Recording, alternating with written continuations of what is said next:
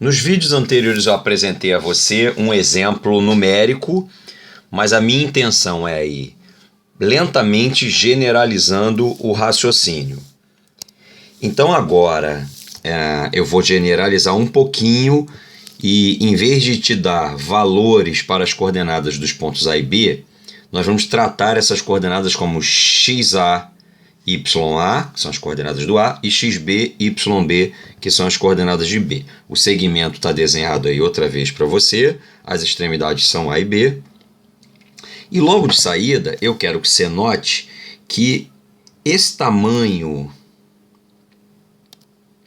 horizontal que vai do XA até o XB mede XB menos XA. Isso tem que ser uma coisa natural para você daqui em diante. Imagine que os números escritos fossem 2 e 7. Você diria para mim que o comprimento é 5.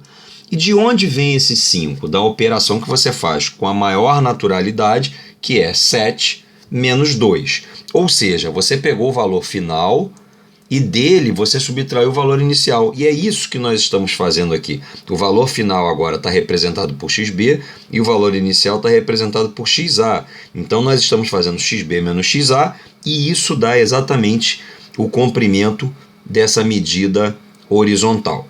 De forma análoga, a medida que vai daqui até aqui deve ser representada por YB menos YA. Mais uma vez, pegamos o valor final e dele subtraímos o valor inicial.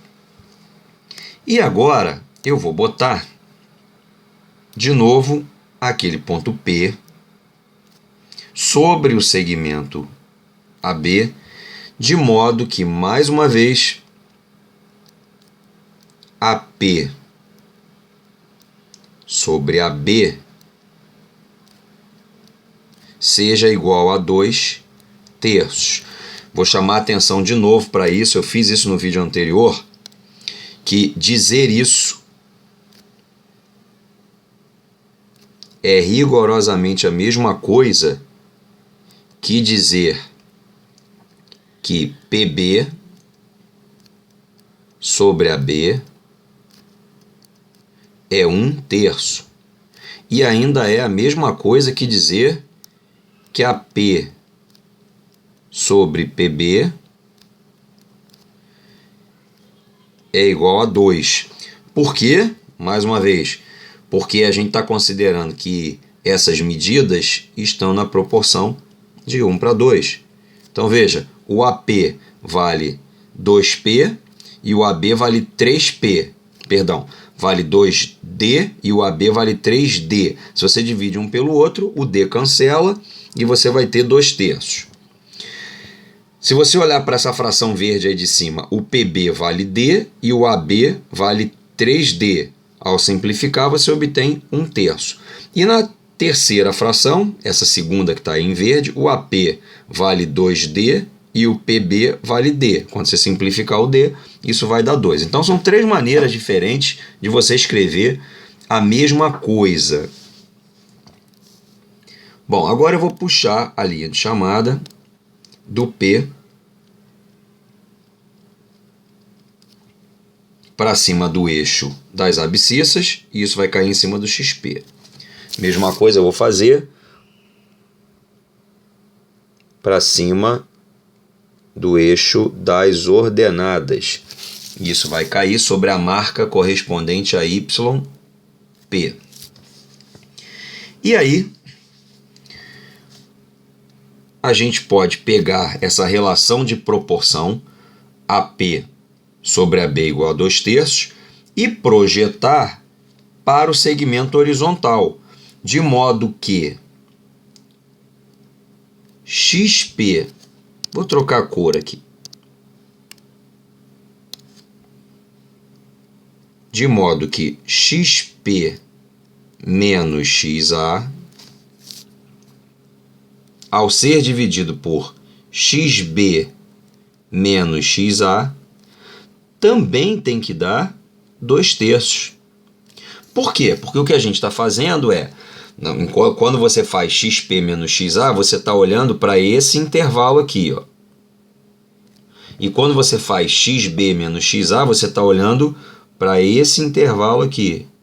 E esses dois intervalos preservam a proporção de 2/3. Por isso é que eu posso escrever essa expressão que está aí em azul. Eu vou agora, olhando para ela, eu vou multiplicar cruzado. E aí eu vou ficar com 3xp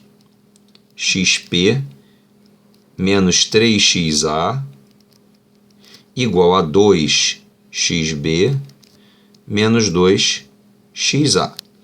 O meu objetivo é achar o xp, então agora eu vou isolar o xp. Eu vou ficar com 3xp. Esse menos 3xa vai passar para o outro lado como uma soma, e no final nós vamos ficar com xa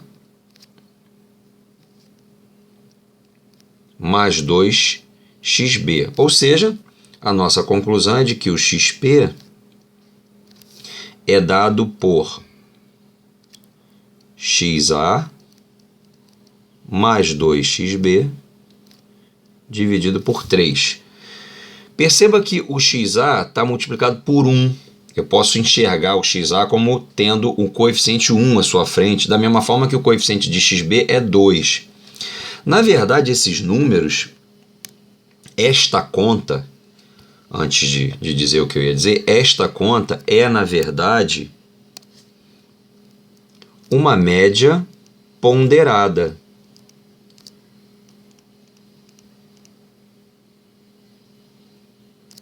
Em que o peso de xa é 1, o peso de xb é 2 e 3 é a soma dos pesos. Então, esse cálculo corresponde a uma média ponderada, em que o peso do ponto A é 1 e o peso do ponto B é 2. Então, eu posso carregar essa ideia para o cálculo do YP, que vai ocorrer de forma similar. Eu vou ter o Y do A multiplicado por 1, porque 1 é o peso do ponto A, como eu disse agora há pouco. E o YB vai aparecer multiplicado por 2, porque 2 é o peso do ponto B. E no denominador a gente vai ter o 3, que é a soma dos dois pesos. Então, de novo, o 1 e o 2 funcionam como os pesos, o 3 é a soma dos pesos. Você ainda pode se perguntar por que o peso... Deixa eu escrever isso aqui. Por que o peso do ponto A é 1 e por que o peso do ponto B é 2. Bom, antes de mais nada, isso está relacionado com esses valores aqui. A relação é de 1/2 ou 2/1, tanto faz a ordem que você vai olhar para isso. Mas por que o peso 1 vai justamente para o ponto A e o peso 2 vai para o ponto B? A explicação é simples. O ponto B, ele vai sendo, o ponto P, perdão, ele vai ser puxado pelo ponto de maior peso.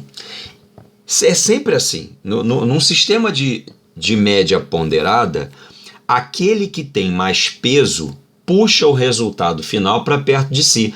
Para e pensa quando você faz analogia com a média ponderada no colégio. Se você faz uma avaliação de peso 1,